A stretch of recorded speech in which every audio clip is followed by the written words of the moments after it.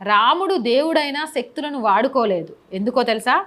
రాముడు మనిషిగా మనుషులకు ఆదర్శంగా నిలవాలి అనుకున్నాడు. కాబట్టి ప్రతి మనిషి జీవితంలో వచ్చే కష్టాలను ఎదుర్కొని వాటి నుంచి బయటపడాలి అని మనకు నేర్పించాలి అనుకున్నాడు. కాబట్టే చెప్పండి వాళ్ళకి, నిజంగా కూడా మాకు ముక్కోటి దేవతలున్నా ఆ ముక్కోటి దేవతలు బ్రతుకు ఎలా బ్రతకాలి, ఎలా బ్రతికించాలి, పరాయి వాళ్ళని ఎలా గౌరవించాలి, నడిచే నేల నుంచి, తినే తిండి నుంచి, పీల్చే గాలి నుంచి, ఆఖరికి చితిలో కలిసే నిప్పు వరకు ఎలా పూజించాలి అనేది నేర్పించారు.